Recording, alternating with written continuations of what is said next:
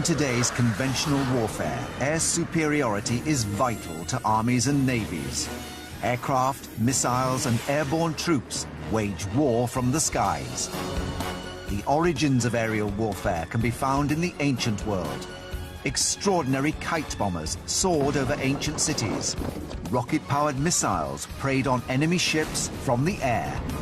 Ancient ballistics experts created the first land-to-sea missiles that skirted the waves and smashed into enemy hulls. And at an altitude of 6,000 feet, this ancient discovery's paratrooper trusts a replica of a 500-year-old parachute with his life. Airborne assault is our ancient discovery.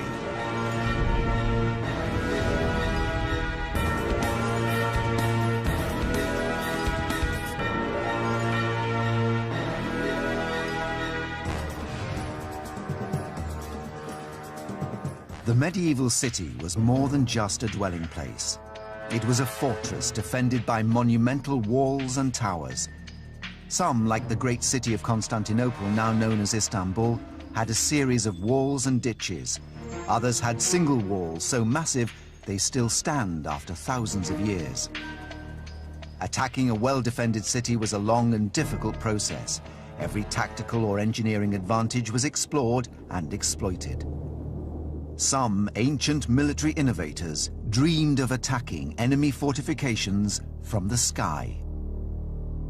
Here in the library of Christ Church College in Oxford lies a 700-year-old book that reveals an extraordinary airborne assault weapon, the kite bomb. This is the first image of a kite in Europe being used as an engine of war. In 1327, this book was a coronation gift to the 14-year-old King Edward III of England from his tutor. It had two functions, really. First, it was to excite the imagination of the king, and this was a manual, effectively. The whole book was telling him how to be a king. Ancient weapons expert Mike Loades is eager to determine whether the kite bomb could really have flown. He aims to build one and drop bombs from the sky, as may have been done 700 years ago. He's come to Oxford to examine the original manuscript. It's got boys' toys and machines, and what could be more exciting than flying a kite and dropping a bomb? Absolutely. I think that must have been... This is almost the last illustration, and I think this must have been... When he opened this, he must have laughed. I mean, thought, this is great fun. Is this complete fantasy? This possibly came out of the Crusades. Possibly he's been talking to old soldiers who said, well, there's a siege machine like this, and this is not at all fanciful. There's some evidence that kites were used in warfare in the ancient East, and the Middle Eastern empires of the ancient world had long mastered the art of explosives. European Crusader armies returning from the Holy Land brought back more than just gold and treasure. They also returned with ideas, the technology of the Arabs, the trebuchet, cannon, gunpowder, and, as Mike and Justin suggest, the kite bomb. Could it have worked, do we think? Well, this particular engine, I think, is very practical, and it essentially is a kite. It's a very large kite. It's holding, as we can see, some kind of device, which may be a bomb. The bomb would have been an incendiary device filled with naphtha or Greek fire, a highly flammable petrochemical substance known to the ancients. Like many petrol-based weapons, it was very hard to extinguish, even with water. They would often fling it at castles in great slings and trebuchets and things in earthenware pots. So it would seem to me that's very likely an earthenware pot. But of course you wouldn't actually want to burn a town down, would you? Well, no, it's the last thing you want to do is destroy the town. You want to take it and keep it. So largely this is to frighten the inhabitants of the town into giving up the keys. Many mysteries persist surrounding the kite bomb. Why are there 3 men holding it? And what is the large spool-like device they're standing next to? The best way to find out whether the kite and its firebomb would have worked is to build one and test it. Armed with his research, Mike has assembled a team of experts to reconstruct the weapon. My imagination has just been racing, and one can only imagine that the young Edward III's imagination must have raced as well. I bet he tried it. I bet he got some men to try it, but we're certainly going to try it. I really think it's anybody's guess if this thing is going to work. I mean, certainly in 1327, this was just the most astonishing concept of dropping a bomb from the sky.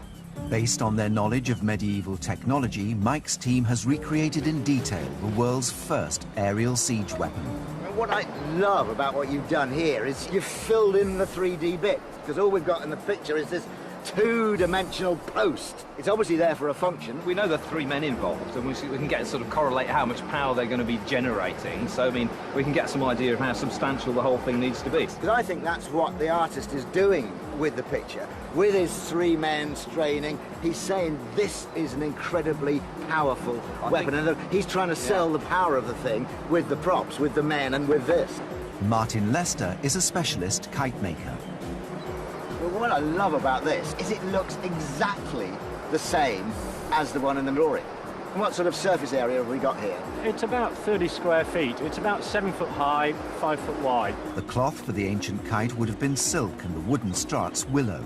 The thing about using wood and silk is that there's no guarantee that everything will flex the same amount. You need a long tail to help stabilise it and counteract any imbalance in the head of the kite.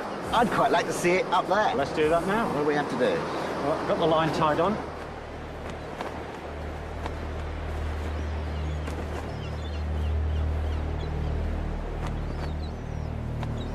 If you were wanting to lift a payload of explosives above a town, is this a design you'd choose? It is. I mean, you want a nice steady kite, something that's not going to chase around all over the place with the wind.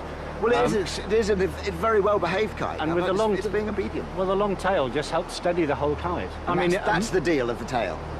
Hundreds of years before the invention of modern aeroplanes, it was known that all aerodynamically stable devices require a tail. It's relatively easy to produce lift, but such lift must be balanced by the weight and drag of a tail. The two forces act against each other, but in unison, to give balance. And it makes it look really spectacular too. Yeah.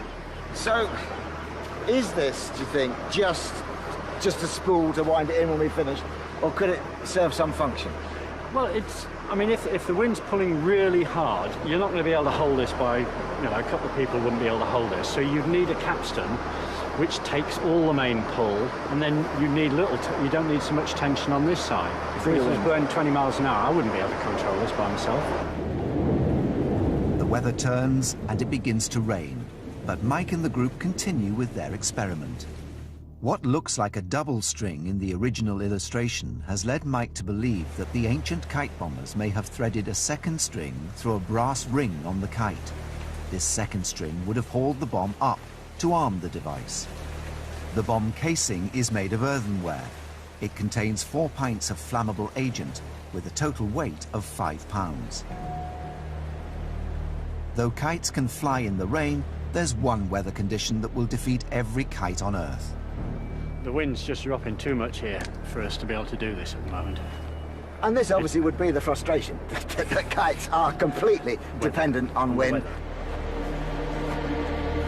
Seems almost moments ago that this magnificent dragon was right above our heads and its angry tail thrashing with menace. And now look at it.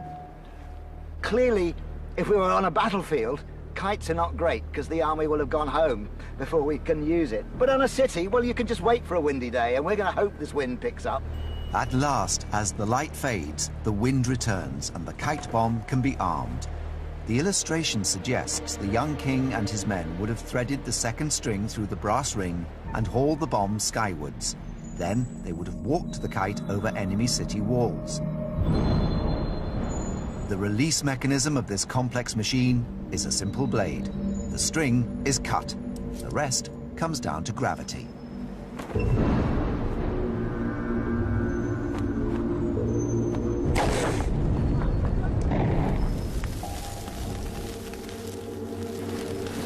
Look at this! We have got wet, burning sand. It's a light on a wet beach, so this is really going to take out a town. You imagine a medieval town with all its thatch and its wooden buildings. Our kite works, our bomb works, our targeting is good. This would be a terrible terror weapon. The kite could have held an entire city to ransom as the shocked inhabitants recoiled in horror. Whether the kite bomb was ever used in warfare is not recorded, but this ancient airborne assault weapon certainly was.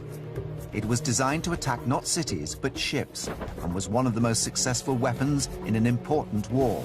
Its secret?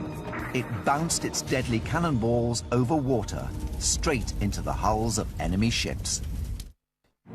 In 1452, the Turkish Sultan Mehmet II prepared to lay siege to the great city of Constantinople. Protected by 14 miles of walls, 15 foot wide, the city was thought by many to be unconquerable. This only made the Sultan want it more. His father had besieged the city, his grandfather had besieged the city, all his ancestors had been trying to take Constantinople. He wished to be the Sultan who achieved this great feat. In order to succeed where so many had failed, Mehmet realized he needed to weaken the city by cutting off its supplies. This meant severing its major supply route, the Bosphorus.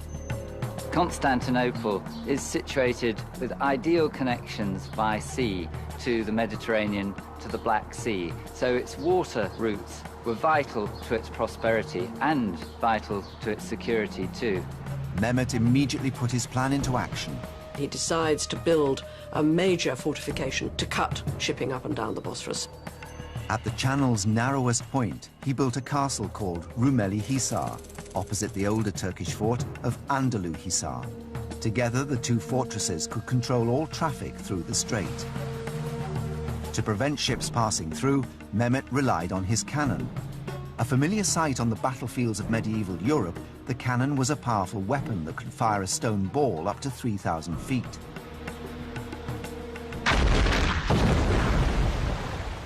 The heavy artillery at Rumeli Hisar was placed right down by the waterside to fire a flat trajectory across the strait. The rest of the castle is really the landward defence and the supply base for those vital artillery pieces. Rumeli Hisar was the world's first fortified gun battery, but there was a problem. Sinking a 100-foot ship with a cannonball from a distance is harder than it sounds. Traditionally, the only way to increase range was by firing up in an arc. If you shoot up in the air, the point at which it comes down is the only chance you get to hit the ship. And it's very likely to hit it on top of the deck and not hit it at the waterline, which is going to make it sink.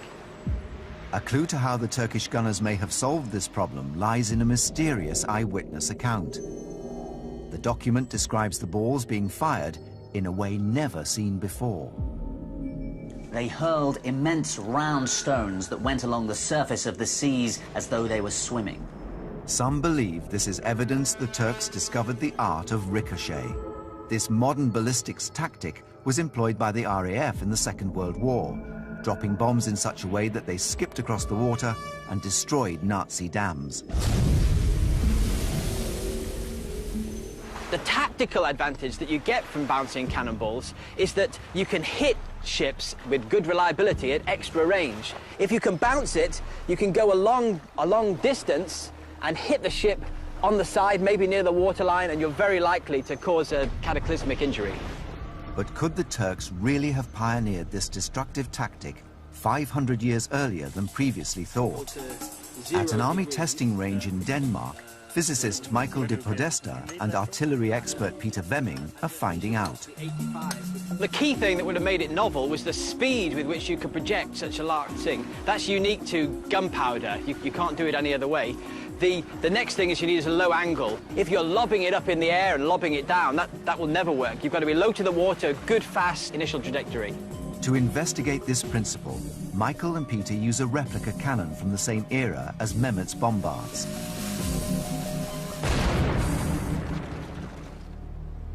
The ball hits the water at 300 feet per second and bounces first time. A closer look at the physics shows how the water repels the ball. First of all, if we look at why the critical speed is important, if we take the ball and try and move it through the water, we can see that at a low speed, the particles of water, the molecules are moving around and they're getting out of the way of the sphere and they're flowing around it. And if we increase our speed to beyond the critical speed, we'll find that the water effectively acts as a solid, and that if we hit it fast enough, the ball can't penetrate it at all. The ball continues on its path, bouncing 5 times over 1,000 feet. If we zoom in and take a look at what's happening at the contact point, we can see that the cannonball has scored a long trench in the water, and the water's piling up in front of it. And at the last point of contact here is we're going to have forces acting on it. One component of the force is going to be a drag, which is acting this way. That's going to slow the cannonball down. But we have another factor, which is the upwards force, which is called lift. And if that force is great enough, it will actually throw the ball out of the water, and we can see it carrying on its journey here. And that will allow it to carry on and potentially make further bounces further on down the water. The ball may have bounced, but it didn't hit the target. Any ship would have sailed away to safety. This calls for a recalculation of the elevation of the cannon. They had fine directional stability, but it went too high, 1 meters above, and then it went down and bounced. Beautiful. It was a beautiful shot, but so we have to correct it now, get it maybe half a degree down. Half a degree down? Yeah. I think down a little bit. But not much. Not much. Yeah. Once adjusted, the cannon is fired again. Once again, the ball can be clearly seen bouncing across the surface of the water. This time it smashes into the target, driving a 6-inch hole through the solid wood. That was amazing and a bit lucky. What do you say? Oh, yeah. Just down at the bottom right there? Yeah, it went to the right and it had hit the water in front of the target, and then it bounced 5 or 6 times. That's quite amazing. Yeah. Our investigation has proved that it is possible to bounce cannonballs across water and hit a target. They must definitely have been able to do this. It's just completely... It's taken us a few shots to get it right, but it's definitely... They must have been able to do this. On the Bosphorus, this tactic was soon put to the test. On the 25th of November 1452, just 3 months after the fortress of Rumeli Hisar was completed, a Venetian trading ship refused orders to stop and was fired upon. So if you can imagine what you would actually see if you were on a ship and someone had fired this towards you, it would take many, many seconds for the... you'd see the flash of the cannon, a little while later you'd hear the bang, and then you'd see perhaps a few dots on the water, and then bang, there'd be a hole in your ship. The ship was sunk and its 30-man crew executed. From then on, it was clear that the Turks were masters of the Bosphorus. In effect, shipping up and down the Bosphorus became extremely dangerous, and you risked your life if you were trying to pilot a ship through that throat cutter, as it was called. It really was a stranglehold on shipping. Within a few months, Constantinople was ripe for the taking. In 1453, Mehmet laid siege to the city. Without its principal supply route, the city held out for just 8 weeks before falling to the Turkish onslaught. It was a stage in the Ottoman conquest of the known world. They had to capture Constantinople, and once they had, they went on to attack and besiege many other great capitals. Aerial warfare took many forms in the ancient world. From kite bombs to bouncing bombs, each weapon struck fear in the enemy. But some airborne assault weapons took this ambition even further. They were designed to control the whole battle, using only the power of sound. So if you're in the middle of a battle, and then suddenly you hear this high-pitched whistling, screeching sound, you know from experience that these things are going to be hitting you any second, literally a split second. These arrowheads are unlike any others ever produced. Too large to fly aerodynamically, too blunt to inflict serious injury, these projectiles unlock the secrets of how ancient Chinese battlefield commanders spoke to their troops in the days before radios. The main use of whistling arrows was as signal devices, a sort of early version of the flares that are used on today's battlefields. Ancient China in the 2nd century AD. In the remote reaches of Mongolia lived a nomadic people known as the first Khans of Xiongnu, led by a warrior chief named Miedan. Ancient legends say that Miedan deployed whistling arrows. Few people know more about these arrows than Stephen Selby. He traveled to the farthest reaches of China in his hunt for this legendary device. Remarkably, he discovered an actual whistling arrowhead. This is an original arrowhead. It's about 2,000 years old, and it comes from north of China, probably the area that was occupied by the Xiongnu. And although it's so old and it's made of bronze, it'll probably still whistle quite well. We can have a try. Legends say that Miedan used the piercing sound of whistling arrows to send signals to his troops in the heat of battle. The story goes that Miedan invented the whistling arrow, and then he directed his troops to kill whatever the arrow went near. He fired the arrow to his favorite hunting dog. Some of the troops went over and killed the dog, but some of them were too afraid. The ones who were afraid were killed. Finally, he fired the arrow to where his father was standing, and all the troops rushed over and killed his father. Miedan swept through southern China. Armed with whistling arrows, he was able to control his troops like a puppet master.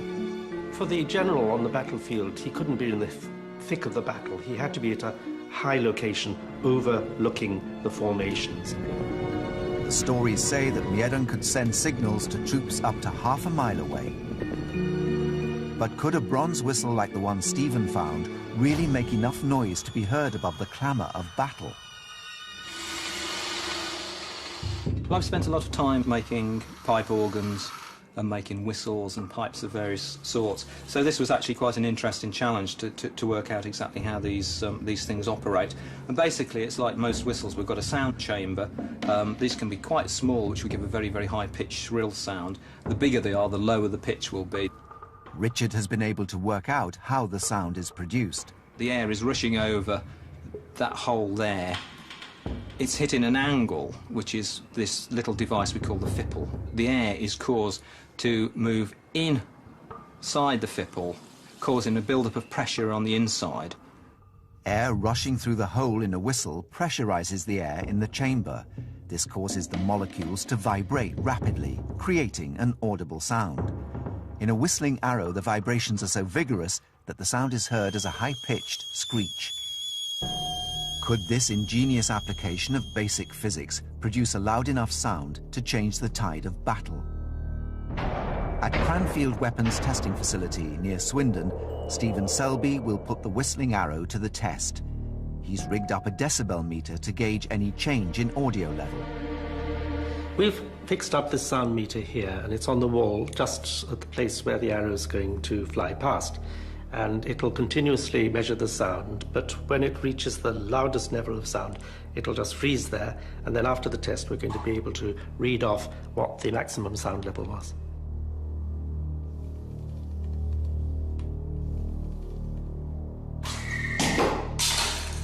Richard's arrow has produced a loud whistle. This meter here has given a reading of 86 decibels, and I think that's quite good and loud, and it should have made a pretty good impression on the battlefield. This is over the legal noise limit for motorcycles in Britain and the whole of Europe.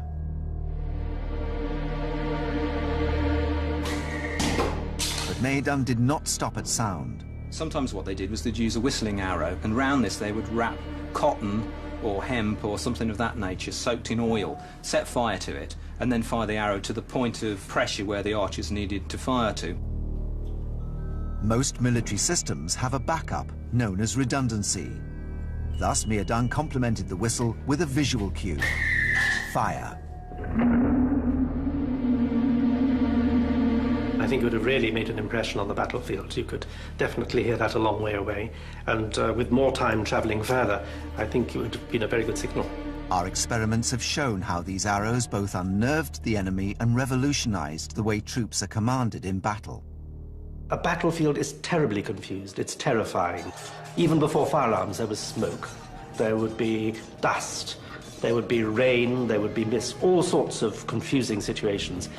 An arrow that flew over with a sound and a smoke signal was a very clear signal compared to anything that was happening at ground level. The whistling arrows were a means of directing troops in battle. But to rain down destruction from the air, ancient commanders had to wait until the invention of gunpowder and the rocket.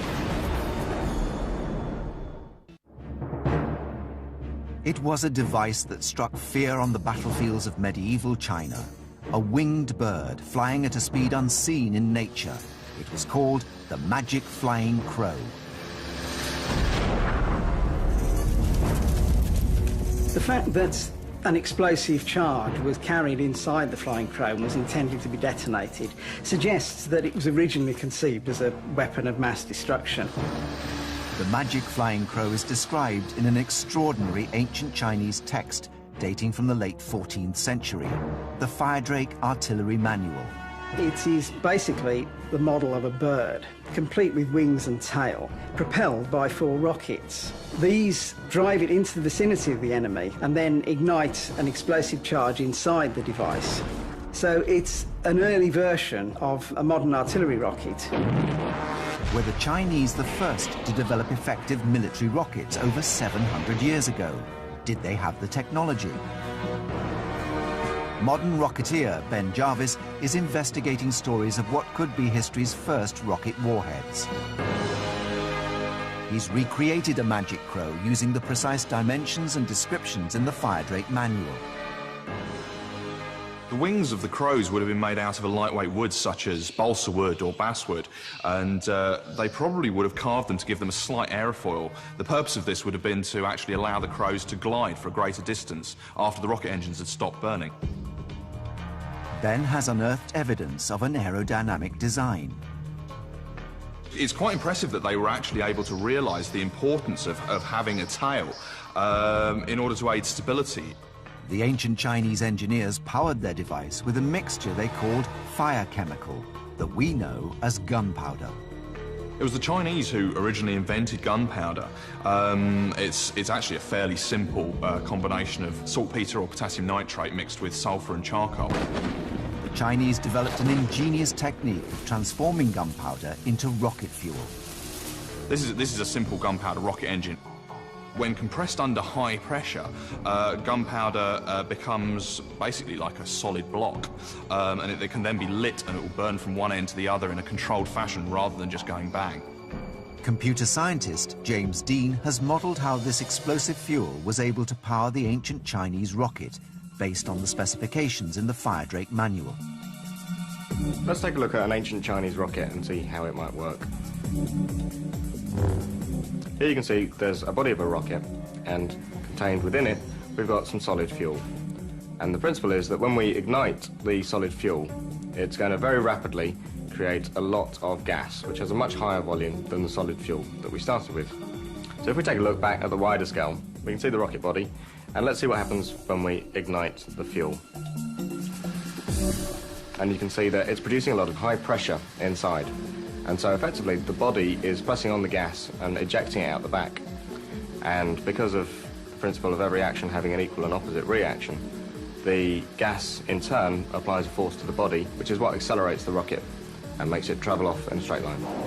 This simple principle of physics powered the rocket and its deadly payload. The crows were hollow, made from bamboo, and were probably packed completely full of loose gunpowder, probably in a fairly coarse mixture, so that when the fuse from the rocket engines burnt through into it, it would cause a huge fireball to set fire to whatever it was being aimed at. We've done all the work we can. We've built what is hopefully a fairly accurate historical representation of one of these exploding crows. All we can do now is go and see whether or not the world's earliest cruise missile ever actually would have worked. Ben Jarvis has teamed up with explosives expert Paul Birch to explore the destructive power of the magic flying crow. We're going to do this first test without the explosive warhead in the crow. The main reason is this is a very unusually shaped rocket, and anything with wings can inherently be very erratic. So before we put explosives on board it, we want to launch one, see how it flies, see how far it flies as well, and then make any adjustments before we add that extra level of danger of putting an explosive warhead on the front of it.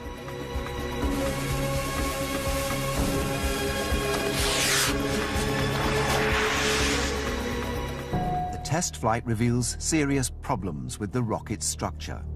It tried to accelerate to like sort of, you know, over 100 miles an hour in less than a second, and I think the aerodynamic forces on the wooden wings and tail were just too much and they just tore off.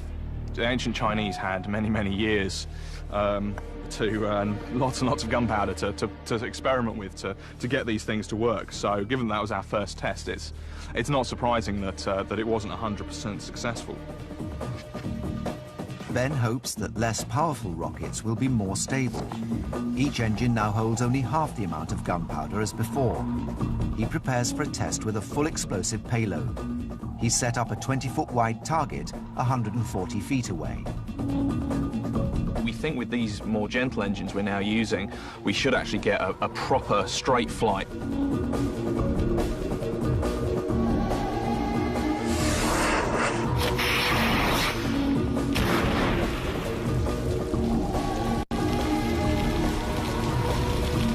With a charge of sort of half a pound of gunpowder, which is roughly what we had in these Crows, you really wouldn't want it to land anywhere more than 40, 50 feet away from you, otherwise you'd be in real trouble. 7 centuries after the magic crow was first described, Ancient Discoveries has revealed the devastating truth behind the legend of the flying bird bomb.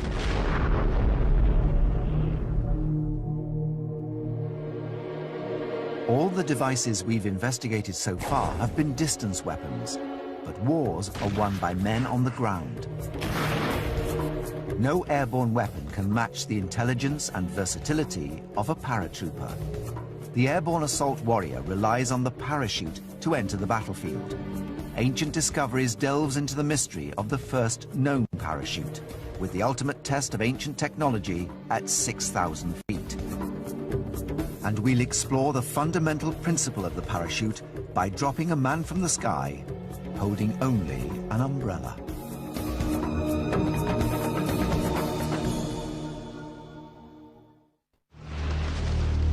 British Army skydiver Jay Webster is 6,000 feet above the ground. He's about to leap out of a hot air balloon using just 2 umbrellas as a parachute. Jay is investigating an ancient Chinese 12th century text known as the Lacquer Table History. It records how a thief escaped from the top of a 140-foot mosque in the city of Canton by using 2 umbrellas to float to the ground. But is this possible? 3, 2, 1, see ya!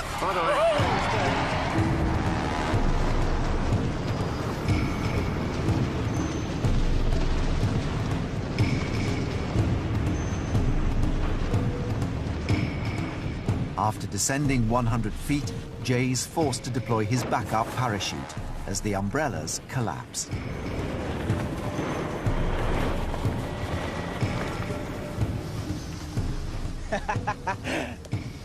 Oh, that was awesome, yeah, it was really good fun.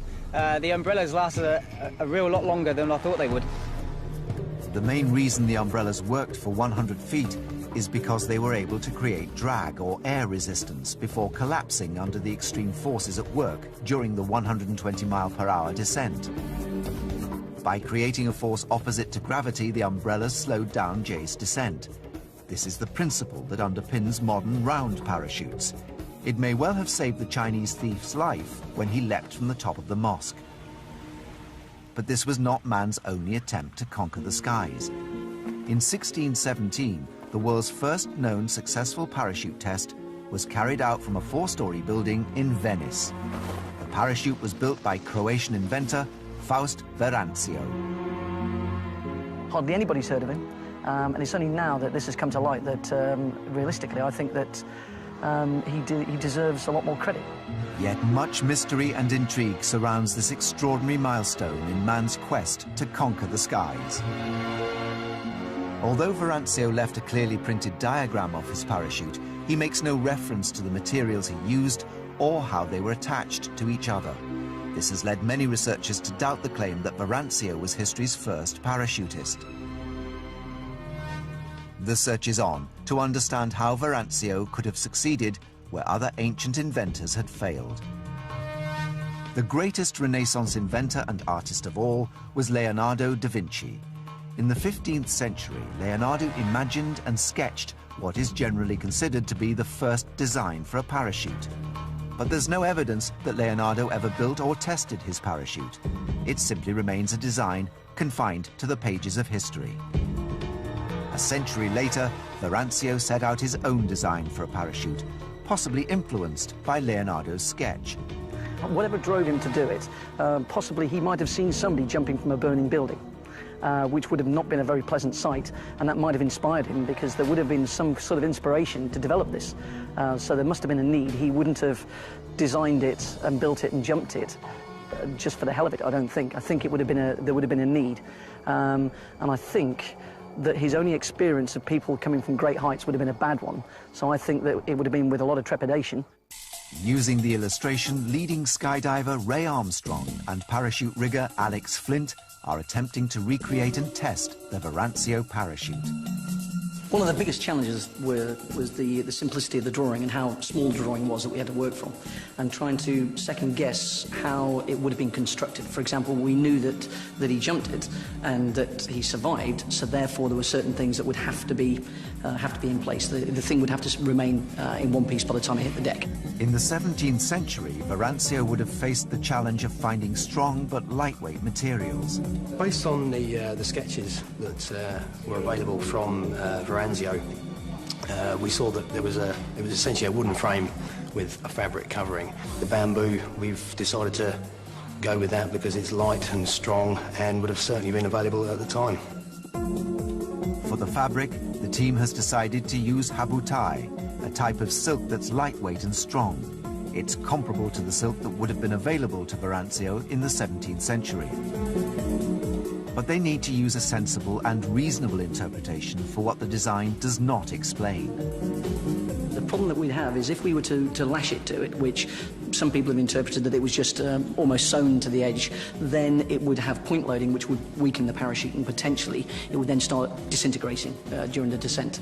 So a simple thing to do would be just to put a sleeve, so that we've constructed it so that the poles can then just be fed up into it. So then it spreads the load all the way across the sides of the parachute, and the fabric then is just decelerating as the wooden frame is taking the brunt of it.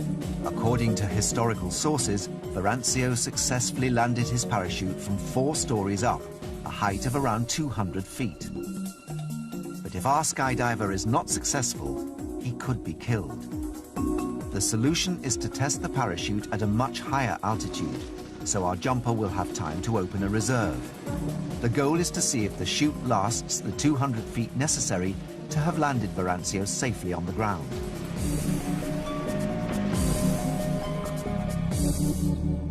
The test day dawns. Verancio's parachute has not braved the skies for 400 years. The team works to rig it to the base of a hot air balloon. The balloon will lift the parachute and Ray 6,000 feet above the ground into the unknown. There's certain variables that we categorically won't know. I'm an advanced parachute rigger, and I'm used to using modern technical textiles to produce the best result. Now, this has stretched my understanding of materials, and there is going to be things that we just can't have taken into account, i.e. until you've suspended something below a balloon and it started moving, we don't know the stresses and strains that are going to be put onto it.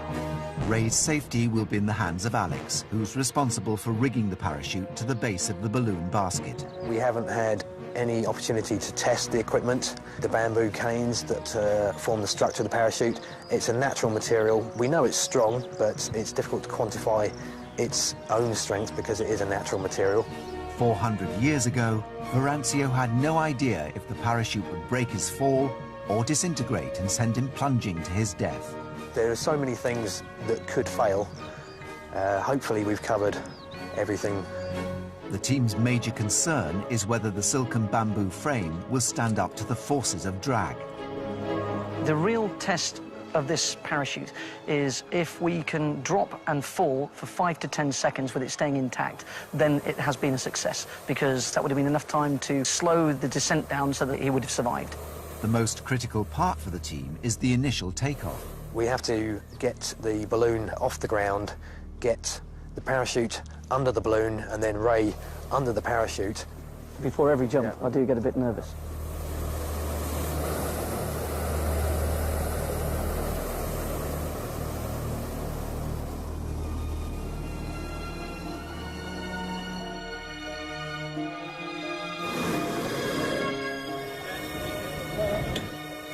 Have a good one.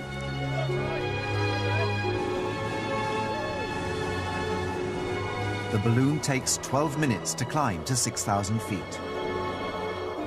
If the parachute holds together for 10 seconds after its release, it means Verancio would have survived.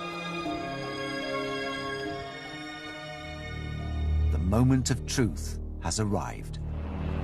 Okay. Ready? 3, 2, 1, go!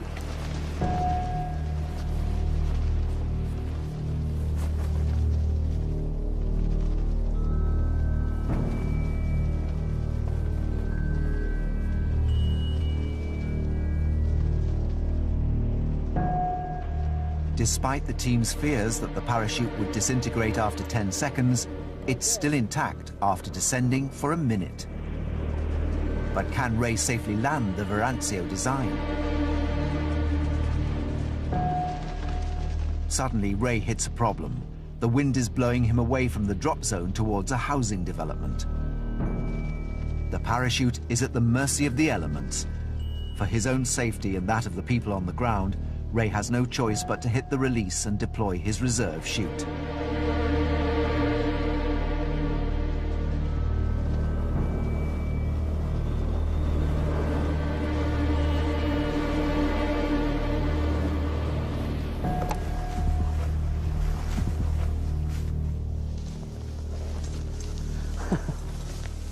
That was fantastic, absolutely fantastic. It was far more successful than I could ever imagine it was going to be. I was expecting a descent rate of 50 feet a second, and it was descending at about 22, 26, which is a very, very, very survivable rate of descent. A descent rate of 22 feet per second is comparable to the modern parachutes used by today's skydivers and base jumpers. Like Verancio's parachute, they're shaped more like an aeroplane's wings than the traditional round-style parachute. I was even hauling on some of the ropes to try and distort it, to put some input to steer it, and I did actually get some input and started to move it around, which I categorically wasn't expecting. Verancio's design acted like an aerofoil during its flight. Not only did it create drag, it also created lift.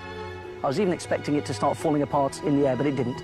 So to have 2 minutes of descent, and it was actually, I've jumped more modern parachutes, round parachutes, that weren't as stable. It was a very, very stable platform with a very good rate of descent. It was excellent.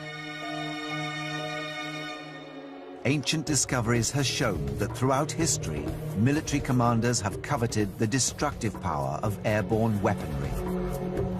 Hundreds of years before modern planes, rockets and paratroopers, ancient engineers endeavored to take warfare to the air with kites, rockets, arrows, and the invention of the parachute. In so doing, they laid the foundations for technology that's enabled man to conquer the skies today, with machines designed to deliver the shock of airborne assault.